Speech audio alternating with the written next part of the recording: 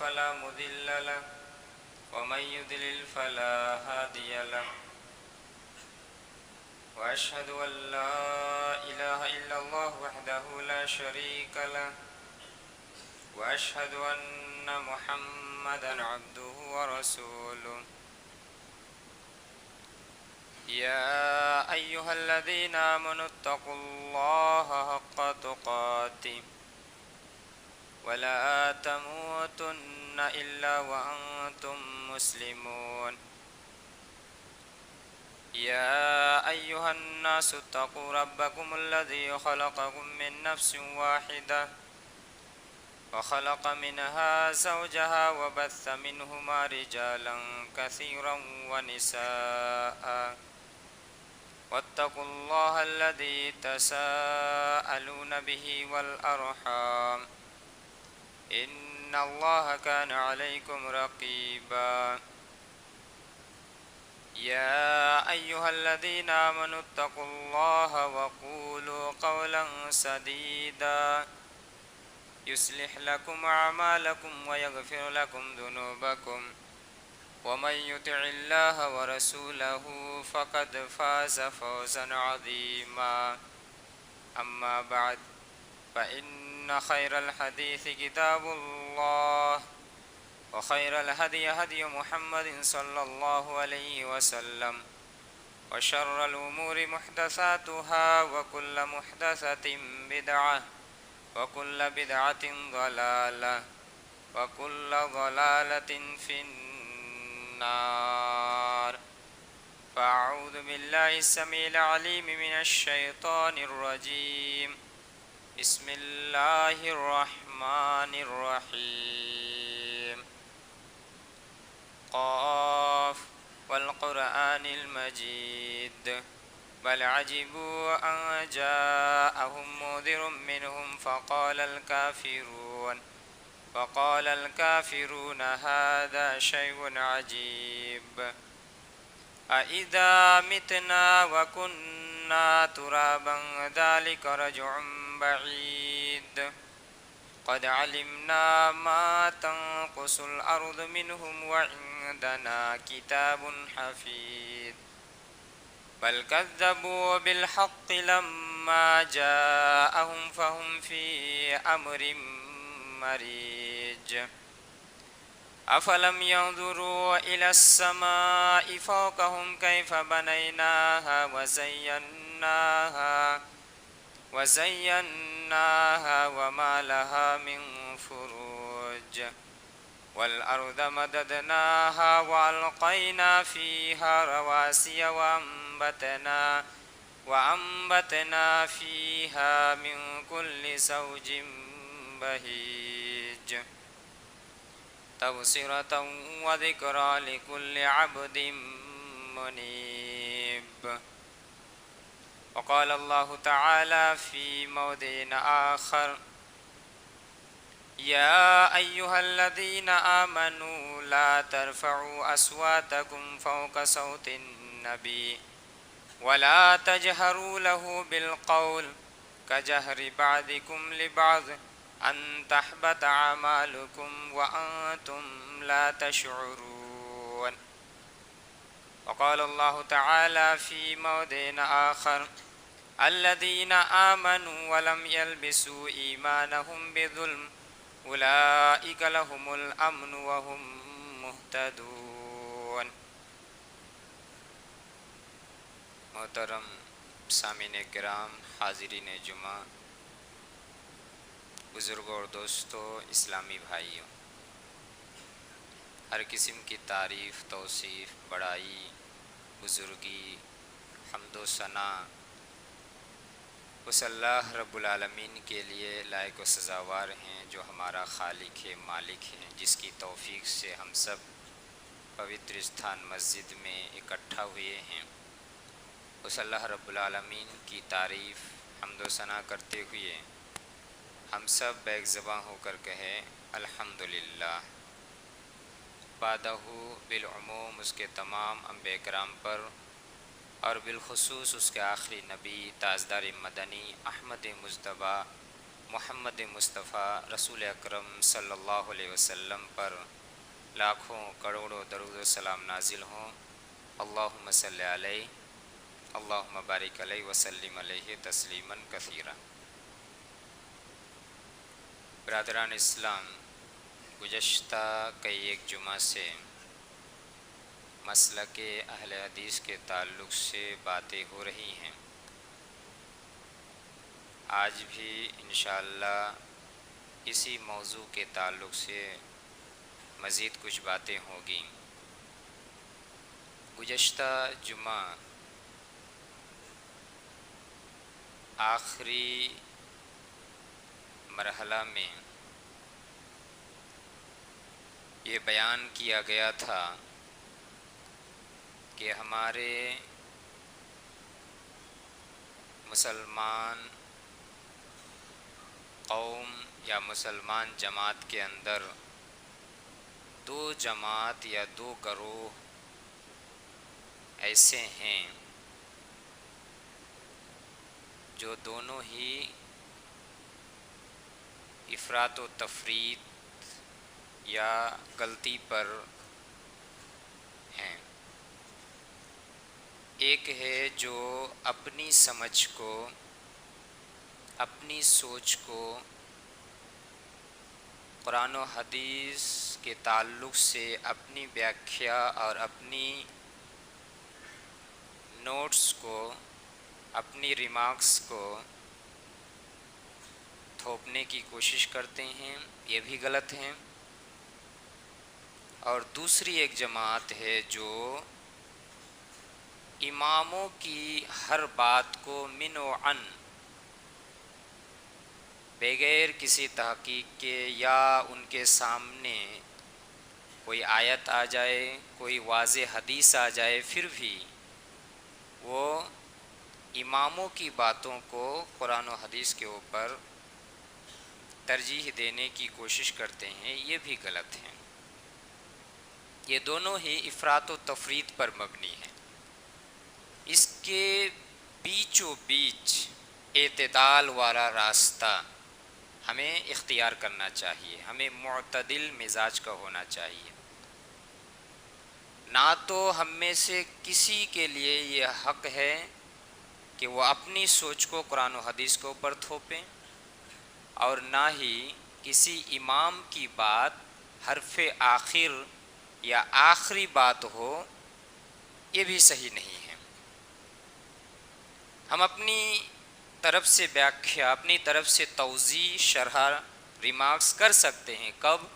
قرآن و حدیث کو مان لینے کے بعد، قرآن و حدیث کے دلائل کو سمجھ لینے کے بعد مزید اس بات کو واضح کرنے کے لیے، کلیئر کرنے کے لیے کوئی اگزامپل، کوئی اپنی طرف سے وضاحت ہم کر سکتے ہیں۔ بڑے بڑے اماموں نے کیا ہے، لیکن اس کا مطلب یہ نہیں ہے کہ ہم قرآن و حدیث کے دلیل کو پرے رکھ کر کے، قرآن و حدیث کے دلیل کو ایک طرف رکھ کر کے پہلے ہی اپنی سوچ کو تھوپنے کی کوشش کریں، یہ صحیح نہیں ہے۔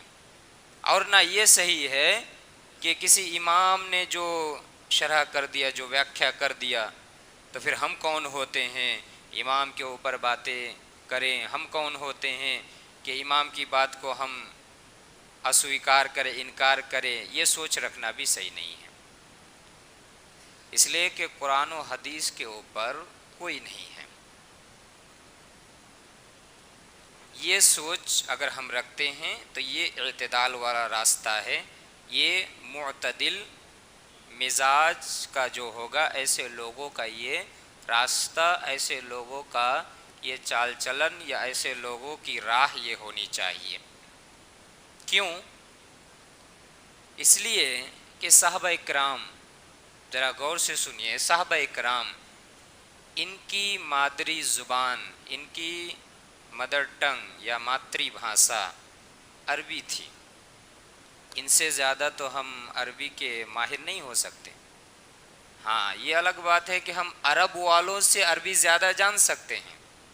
ایسی مثال بھی پائی جاتی ہے کہ نان عرب ہو کر کے عرب کے اوپر فوقیت حاصل کر لیے کتابیں لکھ کر کے، وہ آپ بن سکتے ہیں، لیکن صحابہ کرام سے اچھی عربی تو ہماری نہیں ہو سکتی۔ صحابہ کرام سے زیادہ نالج والے ہم تو نہیں ہو سکتے عربی کے تعلق سے، تو صحابہ اکرام ان کی مادری بھاشا، ان کی مدر ٹنگ، مادری زبان عربی تھی، پھر بھی بہت سارے مسائل میں یہ پھنس جایا کرتے تھے۔ جب تک نبی صلی اللہ علیہ وسلم اس کی وضاحت نہیں کرتے، جب تک نبی صلی اللہ علیہ وسلم اس کی تشریح نہیں کرتے، نبی سے جب تک ان کو ویاخیا نہیں مل جاتا، تب تک وہ اس معنی کو اچھی طرح سے سمجھ نہیں پاتے۔ یہ بہت ساری مثالیں قرآن و حدیث کے اندر موجود ہیں۔ آئیے دو ایک مثال ہم دیکھ لیتے ہیں، تب ہمارے سامنے یہ بات واضح ہو جائے گی۔ سورہ حجرات سورہ نمبر 49 آیت نمبر 2، جو میں نے خطبۃ الحاجہ کے بعد آپ کے سامنے پڑھی ہے، اس آیت کے اندر دیکھیے اللہ تعالیٰ نے کیا کہا اور صحابہ اکرام نے کیا سمجھا۔ سورہ حجرات سورہ نمبر 49 آیت نمبر 2، پہلے اس کا ترجمہ سن لیتے ہیں۔ یا ایھا الذین آمنوا لا ترفعوا اصواتکم فوق صوت النبی، ایمان والو اپنی آواز کو نبی صلی اللہ علیہ وسلم کی آواز پر اونچی نہ کیا کرو۔ وَلَا تَجْهَرُوا لَهُ بِالْقَوْلِ كَجَهْرِ بَعْضِكُمْ لِبَعْضٍ، اور نبی کے سامنے اپنی آواز کو اونچی نہ کیا کرو، اونچی آواز سے باتیں نہ کیا کرو۔ كَجَهْرِ بَعْضِكُمْ لِبَعْضٍ، جس طرح تم آپس میں ایک دوسرے کے ساتھ بے تکلفی کے ساتھ باتیں کرتے ہو، دوست کے ساتھ جیسے ایک انسان اپنے دوست کے ساتھ بات کرتا ہے، اسی طرح سے بے تکلفی کے ساتھ نبی کے سامنے اونچی اونچی آواز سے باتیں نہ کیا کرو۔ ان تحبط اعمالکم وانتم لا تشعرون، کہیں ایسا نہ ہو جائے کہ نبی کے سامنے تم اونچی آواز سے باتیں کرو، نبی کے سامنے تم بے ادبی کا اظہار کرو، اور اس بے ادبی کی وجہ سے تمہارے اعمال ہی برباد ہو جائے، تمہارے نیک اعمال ہی اکارت ہو جائے، تمہارے نیک اعمال ہی بیکار چلا جائے۔ وانتم لا تشعرون، اور تمہیں پتہ بھی نہ چلے، تمہیں خبر بھی نہ ہو۔ ایسا نہیں ہونا چاہیے۔ ایمان والو نبی کے سامنے ادب و احترام کے ساتھ، نبی کے ادب کا پاس و لحاظ رکھ کر کے باتیں کیا کرو۔ کہیں ایسا نہ ہو کہ نبی کے سامنے بے تکلفی سے بات کرتے ہو، اونچی اونچی آواز میں بے ادبی کا اظہار کر رہے ہو تو اللہ تعالیٰ ناراض ہو جائے اور تمہارے اعمال ہی برباد ہو جائے، ایسا نہ ہو۔ یہ اللہ تبارک و تعالیٰ صحابہ اکرام کو، تمام مسلمانوں کو یہ تعلیم دے رہا ہے۔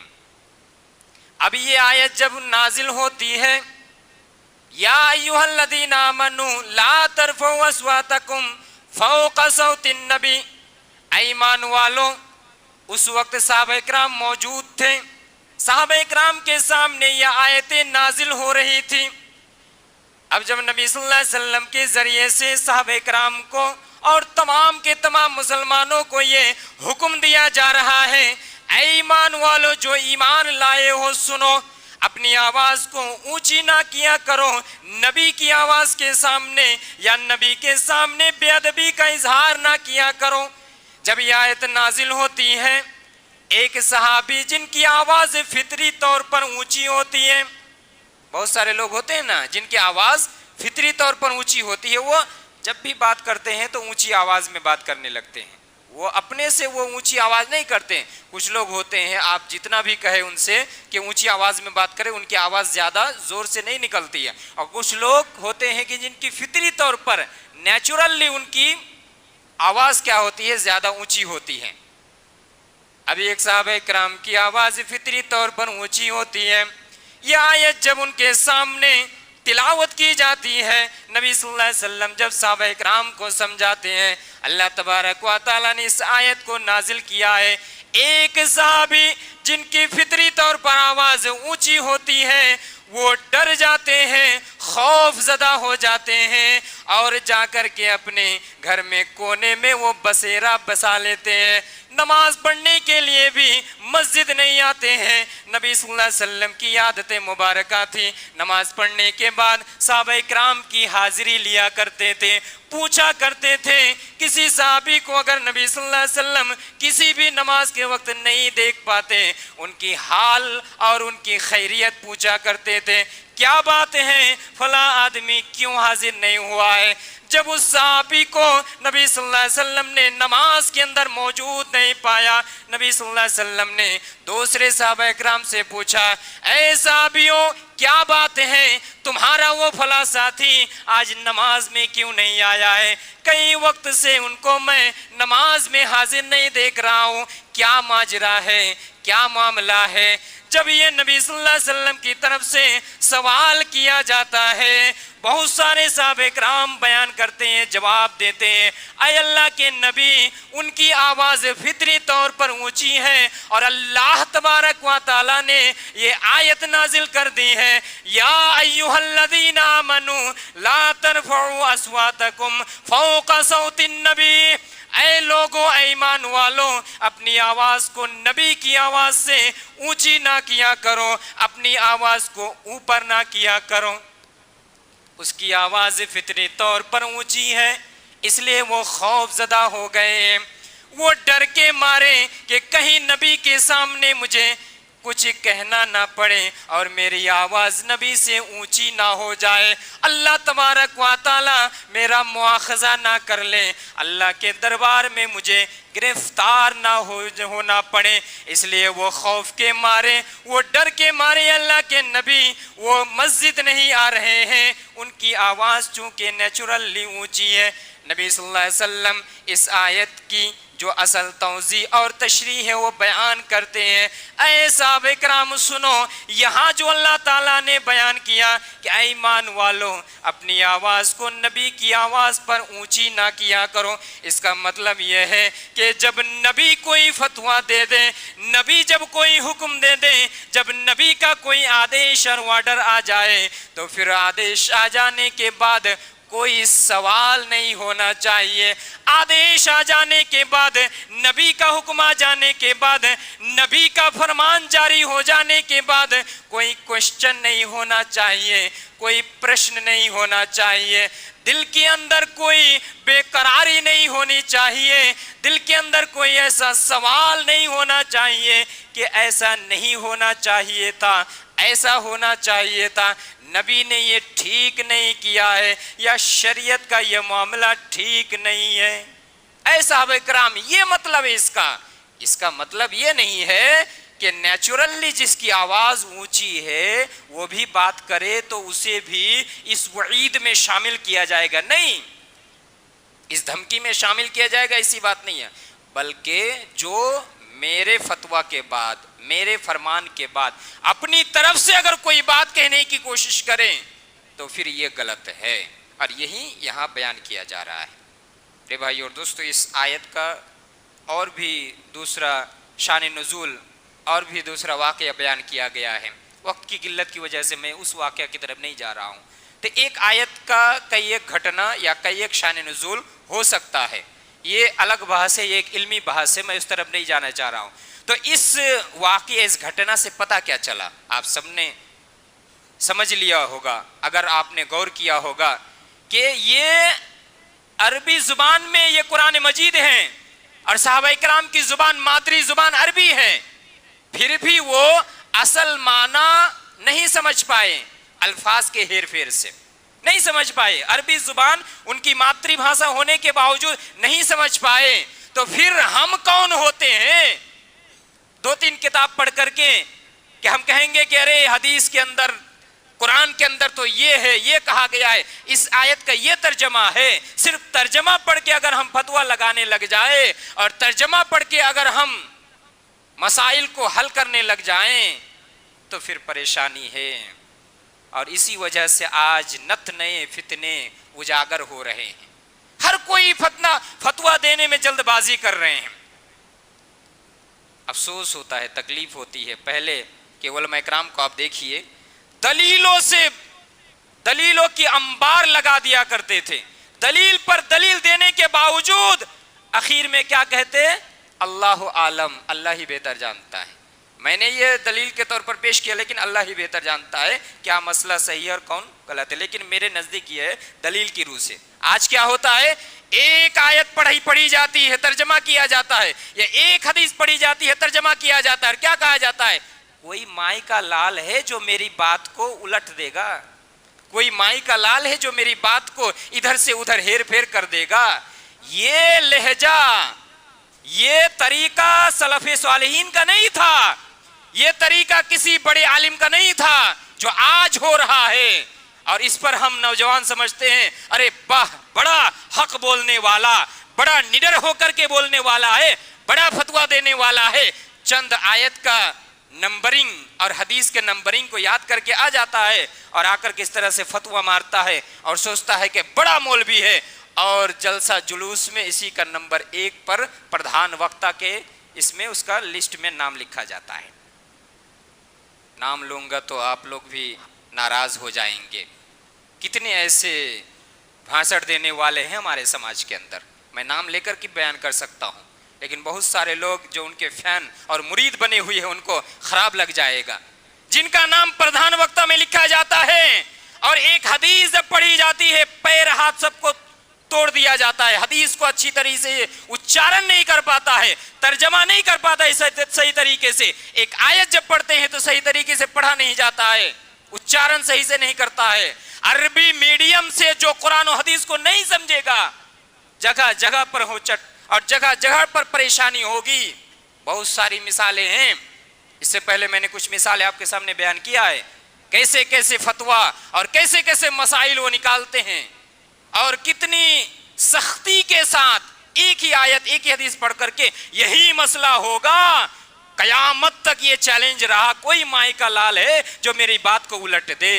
یہ کسی عالم کا آپ نہیں دکھا سکتے۔ علامہ ابن تیمیہ، علامہ ابن قیم، علامہ ابن حجر، علامہ البانی، بڑے بڑے علماء کرام جن کے علم کے سامنے ہم کچھ بھی نہیں ہیں، ہمیں پوری زندگی ہم اگر لگا دیں پھر بھی ان کے علم کے سامنے ہم نہیں پہنچ سکتے، آدھے علم کے سامنے بھی ہم نہیں پہنچ سکتے، مقابلہ نہیں کر سکتے، اور آج آتے ہیں 2-3 کتاب پڑھ کر کے اور وہ کہتے ہیں ہم دعوت کا کام کرنا چاہتے ہیں، ہم فتویٰ دینا چاہتے ہیں، ہاں میرے سامنے ایک اسٹیج قائم کرو اور کیا کرو، کوشچن آنسر کا سیشن لگاؤ۔ یہ بڑا فتنہ ہے، اور یہ فتنہ ماشاءاللہ جو حقیقی معنی میں جو اپنے آپ کو اہل حدیث کہتے ہیں وہ کبھی نہیں کریں گے، وہ کبھی نہیں کریں گے۔ اہل حدیث کے بڑے بڑے علماء کرام کو آپ نہیں دیکھ پائیں گے، لیکن یہ الگ بات ہے، افسوس ہے کہ آج کل کچھ لوگ ہیں جو اپنے آپ کو اہل حدیث کہتے ہیں لیکن ان کے اندر بھی یہ فتنہ ہے، ان کے اندر بھی یہ فتنہ ہے، بلکہ وہ تو اور زیادہ سختی کے ساتھ اہل حدیث کہتے ہیں، یعنی یہی فتویٰ ہوگا، یہی مسئلہ ہوگا، اور وہ اپنے آپ کو اہل حدیث کہتے ہیں، اہل حدیث کو بدنام کرتے ہیں۔ یہ صحیح نہیں ہے۔ یہ آیت دیکھیے آپ، عربی زبان ان کی مادری زبان ہے، ماتری بھاشا ہے، مدر ٹنگ ہے، پھر بھی نہیں سمجھ پائے، جب تک نبی صلی اللہ علیہ وسلم نے نہیں سمجھایا، نہیں ویاخیا کیا۔ تو ہمیں صرف ترجمہ پڑھنے پر اکتفا نہیں کرنا چاہیے، ترجمہ پڑھنے کے بعد ہی کافی نہیں سمجھنا چاہیے، ترجمہ پڑھے، تشریح پڑھے۔ کہا گیا ہے العلماء ورثۃ الانبیاء، صحیح بخاری کی روایت ہے کہ علماء یہ کیا ہے، انبیاء کے وارث ہیں۔ اور ایک بات سن لیجئے، پوائنٹ یاد رکھیے، وارث کون ہوتا ہے؟ میں اپنے باپ کا وارث ہوں گا، کیوں؟ اس لیے کہ میں اس کا بیٹا ہوں۔ اپنی ماں کی زمین جائیداد میں میرا حصہ رہے گا، کیوں؟ میں اس لیے اس کا بیٹا ہوں، اس کے ساتھ میرا ریلیشن تعلق ہے، اس لیے میں وارث ہو رہا ہوں۔ پتا کیا چلا؟ علماء اکرام کو نبی کے وارثین کہا گیا ہے، یعنی ہمیں علماء اکرام سے ایک بعد دیگر علم کو حاصل کرنا پڑے گا، سمپرک رکھنا پڑے گا، ریلیشن رکھنا پڑے گا۔ آپ کسی عالم سے ریلیشن نہیں رکھیں گے، اپنے سے آپ پڑھنے کی کوشش کریں گے تو آپ صحیح طریقے سے مسائل کو نکال نہیں سکتے۔ ہاں، انفارمیشن آپ کے پاس رہے گی، معلومات آپ کے پاس رہے گی، لیکن مسائل میں آپ کو پریشانی ہوگی۔ آگے بڑھیے، صوم روزہ کے تعلق سے ہم جانتے ہیں ایک آیت مشہور و معروف آیت ہے، سورہ بقرہ سورہ نمبر 2 آیت نمبر 187۔ اس آیت کے اندر کیا کہا دیکھیے، اور صحابہ اکرام نے کیا سمجھا۔ وَكُلُوا وَاشْرَبُوا حَتَّى يَتَبَيَّنَ لَكُمُ الْخَيْطُ الْأَبْيَضُ مِنَ الْخَيْطِ الْأَسْوَدِ مِنَ الْفَجْرِ۔ رمضان کے تعلق سے، سحری کھانے کے تعلق سے اس آیت کے اندر بیان کیا جا رہا ہے، اے لوگو وَكُلُوا وَاشْرَبُوا، کھاؤ پیو، یعنی سحری کھایا کرو، حَتَّى يَتَبَيَّنَ لَكُمُ الْخَيْطُ الْأَبْيَضُ مِنَ الْخَيْطِ الْأَسْوَدِ، کب تک کھایا کرو؟ جب تک کہ سفید دھاگا کالی دھاگا سے الگ نہ ہو جائے، تمیز نہ ہو جائے، یعنی جب تک ایک سادہ دھاگا، ایک سفید دھاگا اور ایک کالی دھاگا کے اندر تمیز نہ کر پاؤ تب تک تم کھاؤ پیو۔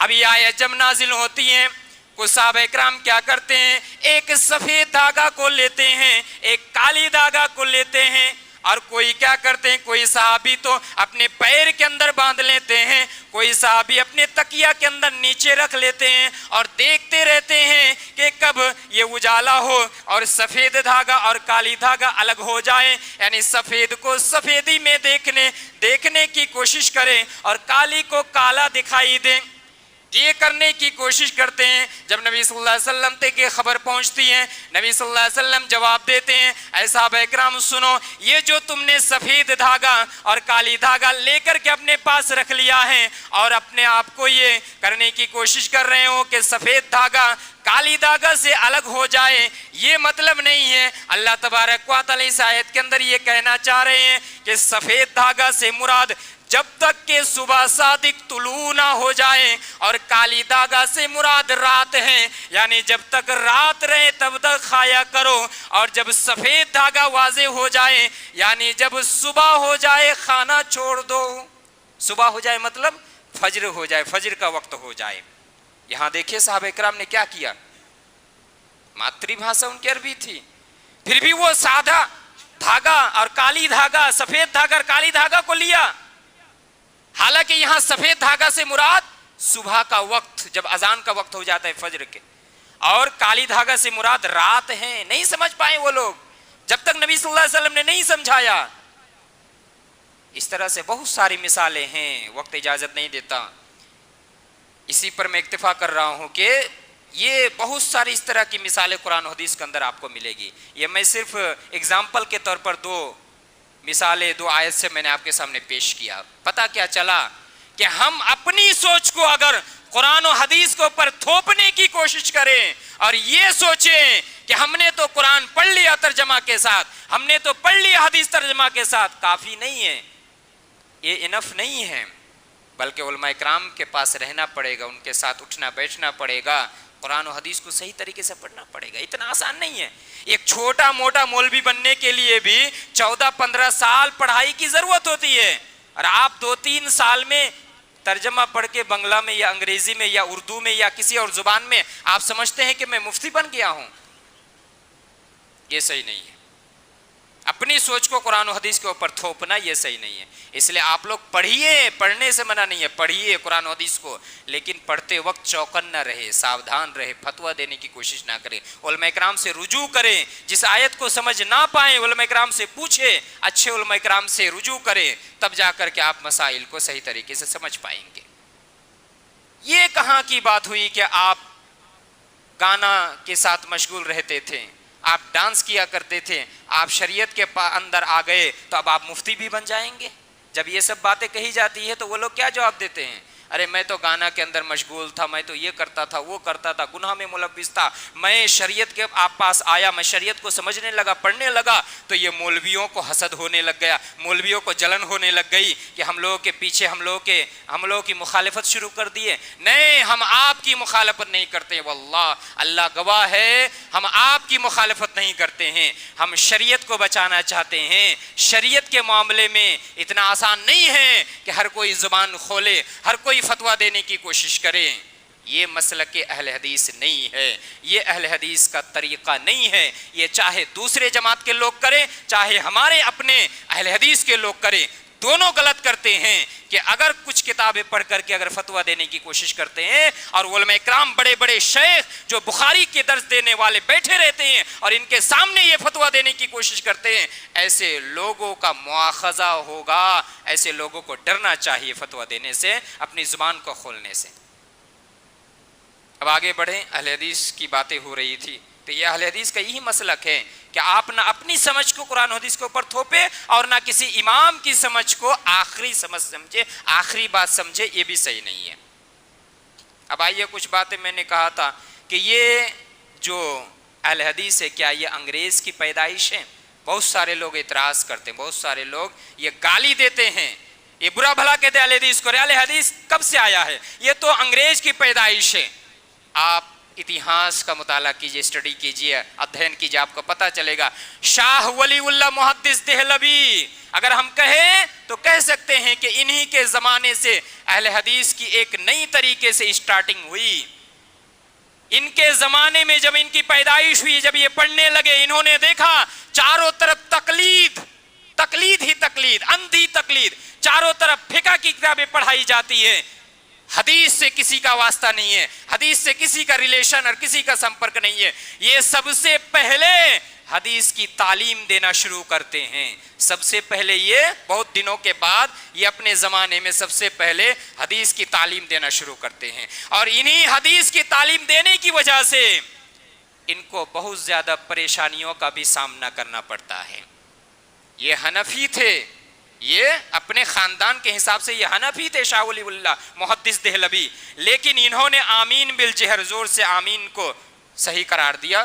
مسائل کو جب دیکھا، قرآن و حدیث کی روشنی میں آمین زور سے کہنا، اس کو صحیح قرار دیا۔ رفع الیدین کو نماز میں اس کو صحیح قرار دیا۔ تکبیرات فی العیدین، عیدین میں جو 12 تکبیر کے ساتھ اہل حدیث علماء اکرام نماز پڑھاتے ہیں، اس کو انہوں نے صحیح قرار دیا۔ یعنی جن کو انہوں نے صحیح سمجھا، جس مسئلہ کو انہوں نے صحیح سمجھا قرآن و حدیث کی روشنی میں، اس کو انہوں نے صحیح کہا۔ یہ تقلید کے جمود میں پھنسے ہوئے نہیں تھے، یہ اندھی تقلید میں نہیں تھے، بلکہ یہ تحقیق کرنا شروع کیے، اور اسی وجہ سے لوگوں کے اندر بھی ایک تحقیق کی لہر دوڑ گئی۔ لوگ بھی اب تحقیق کرنے لگے کہ نہیں، ہمیں قرآن و حدیث کو ماننا ہے، ہمیں قرآن کے ساتھ ساتھ صحیح احادیث پر عمل کرنا ہے۔ تو یہ محدث دہلوی، اگر انہوں نے حدیث کا پرچار کیا، اگر انہوں نے حدیث پر عمل کرنے پر لوگوں کو ابھارا، اگر یہ اہل حدیث، اگر یہ حدیث کی تعلیم کو پرچار پرسار کر سکتے ہیں، تو آپ کہیے کہ یہ بھی انگریز کے دلال تھے۔ حالانکہ محدث دہلوی یہ انگریز کے خلاف اعلان جنگ کیا، جنگ کا اعلان کیا تھا، اور اہل حدیث کے ساتھ مل کر کے، یہ علماء اکرام کے ساتھ مل کر کے یہ انگریز کے خلاف لڑنے کے لیے تیار ہو گئے، لوگوں کو بھی تیار کیا۔ اور صرف اتنا ہی نہیں، ان کے ہی پوتے شاہ اسماعیل، نام یاد رکھیے، سن کر کے رکھیے اتہاس کو، شاہ اسماعیل شہید جن کو کہا جاتا ہے، جو شہید ہو گئے تھے انگریزوں کے خلاف، انہوں نے بھی اعلان جنگ کیا، جنگ کا اعلان کیا انگریزوں کے خلاف، کہ انگریزوں کا کوئی حق نہیں ہے کہ اس انڈیا کے اندر، بھارت کے اندر آ کر کے لوگوں کے اوپر ظلم و جبر اور لوگوں کے اوپر انیائے اتیاچار کریے۔ شاہ اسماعیل صاحب ہیں، اور انہوں نے ہی کتاب لکھی، ایک مشہور کتاب ان کی عربی زبان میں، بہت سارے مدرسہ میں وہ کتاب پڑھائی بھی جاتی ہے، میں نے بھی کبھی پڑھایا ہے، تقویت الایمان، یعنی ایمان کو مضبوط کرنا۔ یہ تقویت الایمان میں کہیں بھی آپ کو جنگ کے خلاف باتیں نہیں ملے گی، کہیں بھی آپ کو تشدد اور سختی کے ساتھ کوئی بات نہیں ملے گی، لیکن پھر بھی ان کی مخالفت ہوئی۔ کیوں مخالفت ہوئی جانتے ہیں؟ اس لیے مخالفت ہوئی کہ انہوں نے شرک کی دھجیاں اڑا دی ہے اس کتاب کے اندر، بدعت و خرافات کے چیتڑے نکال دیے ہیں اس کتاب کے اندر، لیکن کہیں بھی انہوں نے گالی گلوج، سخت الفاظ یا کسی کے خلاف کوئی بھی الفاظ استعمال نہیں کیے، صرف شرک کے خلاف کہے، بدعات کے خلاف انہوں نے علم بردار، علم اونچا کیا۔ اس وجہ سے ان کے خلاف ہو گئے بڑے بڑے جو علماء سو تھے، جو بدعات و خرافات کے اندر ڈوبے ہوئے تھے، ان کے خلاف ہو گئے، اور یہ انگریز کے خلاف اعلان جنگ کیا۔ انہوں نے ایک کتاب لکھا، تنویر العینین فی رفع الیدین، رفع الیدین کے بارے میں انہوں نے ایک کتاب لکھی کہ نماز کے اندر رفع الیدین کرنا چاہیے. یہ شاہ اسماعیل انگریز کے خلاف لڑے اور حدیث کا پرچار پرسار کیے. اگر اہل حدیث انگریز کی پیدائش ہے جو لوگ کہتے ہیں تو پھر شاہ اسماعیل کو آپ کیا کہیں گے؟ یہ تو آپ ہی کے گھرانے کا ہے. یہ بھی تو حنفی ہے, یہ بھی حنفی تھے, لیکن انہوں نے حدیث کے اوپر عمل کیا, انہوں نے تقلید کو نہیں قبول کیا, انہوں نے تحقیق کیا, ریسرچ کیا, جو صحیح ملا اسی کے اوپر انہوں نے عمل کیا. اور یہ تقویت الایمان کے ذریعے سے لوگوں کے سامنے بدعت و خرافات, شرک کے بازار کو گرم ہونے سے روکا انہوں نے اس کتاب کے ذریعے. اور یہی انگریز کے خلاف بھی لڑے. تو یہ انگریز کے خلاف لڑنے والے تھے, تو پھر اہل حدیث انگریز کی پیدائش کیسے ہوئی ہے؟ آگے بڑھیے. مولانا عنایت علی اور مولانا ولایت علی. مولانا عنایت علی انہوں نے ایک کتاب لکھی عمل بالحدیث. جب لوگوں نے حدیث کے اوپر عمل کرنا چھوڑ دیا, انہوں نے کتاب لکھی عمل بالحدیث, یعنی عمل اگر ہوگا حدیث کے اوپر عمل ہوگا. عمل بالحدیث کا معنی کیا ہے؟ حدیث کے اوپر عمل, یعنی ہمارا عمل کسی فقہ کے اوپر نہیں ہوگا, کسی دوسری کتاب پر نہیں ہوگا, ہمارا عمل ہوگا حدیث کے اوپر ہوگا. انہوں نے ایک کتاب لکھی عمل بالحدیث. اور ولایت علی, یہ عنایت علی اور ولایت علی, ان دونوں میں سے کسی ایک عالم نے کیا کیا ہے جانتے ہیں؟ 1 سال نہیں, 2 سال نہیں, 3 سال نہیں, بلکہ لمبی مدت 12 سال تک دعوت و تبلیغ کا کام کرتے رہے. اور کہاں کرتے رہے؟ ہمارے مالدہ میں, مرشد آباد میں, بنگلہ دیش کے راج شاہی میں, نواب چوپائی گنج میں, ان تمام جگہوں میں مولانا ولایت علی, عنایت علی, ان دونوں میں سے کسی ایک عالم نے 12 سال تک دعوت و تبلیغ کا کام کیا اور حدیث کا پرچار پرسار کیا.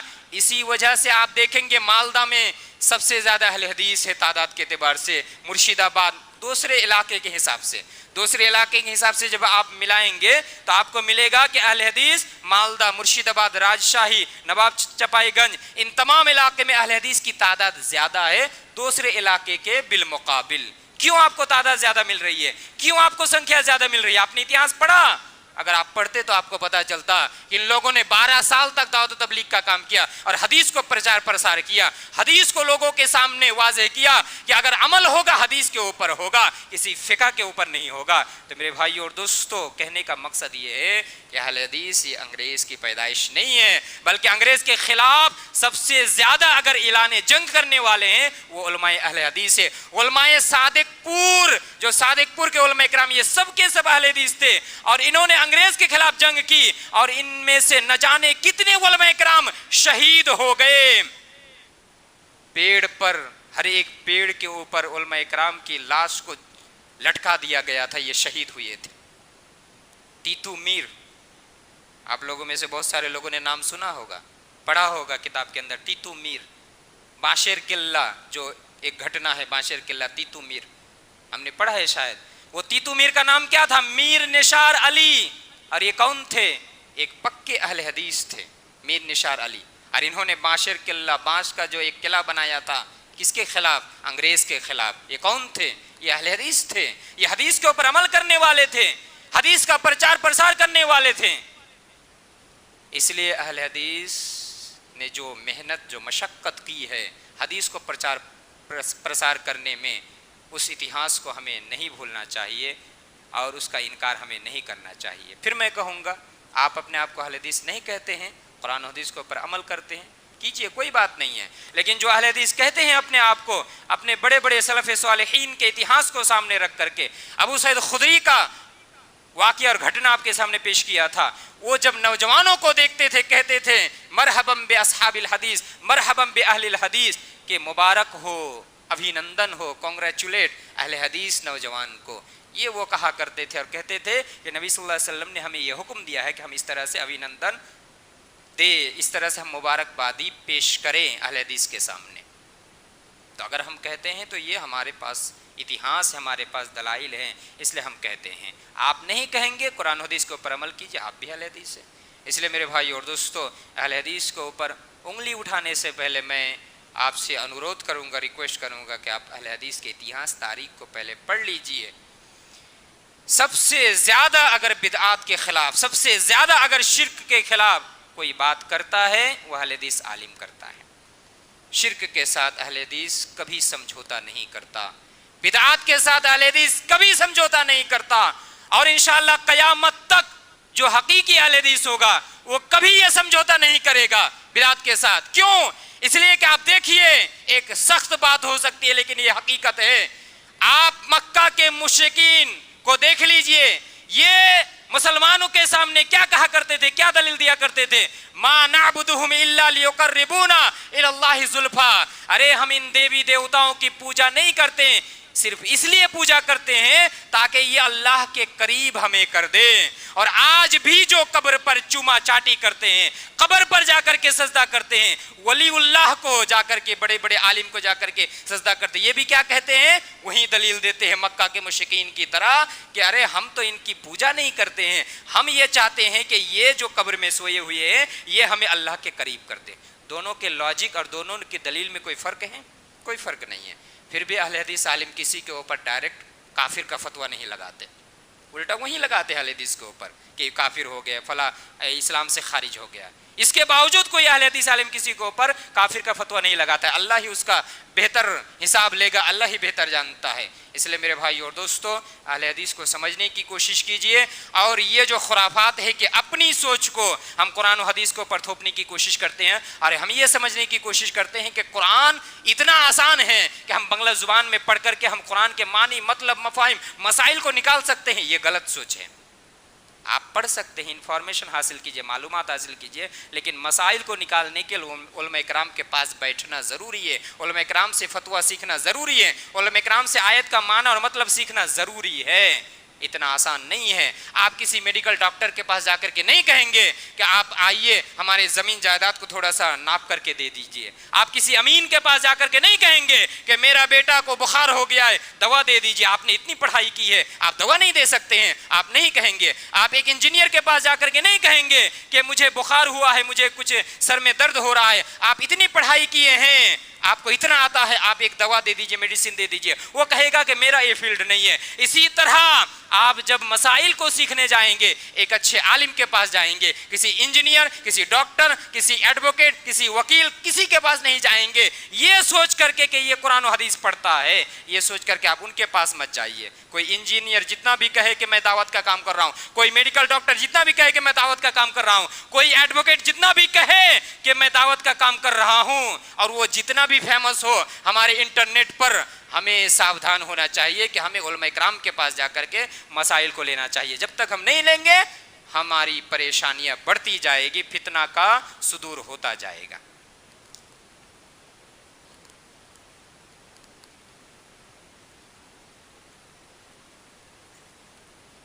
اس لیے میرے بھائی اور دوستو, کہنے کا مقصد یہ ہے کہ ہم قرآن و حدیث کو نبی صلی اللہ علیہ وسلم کے اقوال, صحابہ کرام کے اقوال, علماء کرام کی تعلیم کی روشنی میں سمجھنے کی کوشش کریں. اللہ تبارک و تعالی ہمیں توفیق دے, آمین. یا رب العالمین, ہم میں سے جو بیمار ہیں ان کو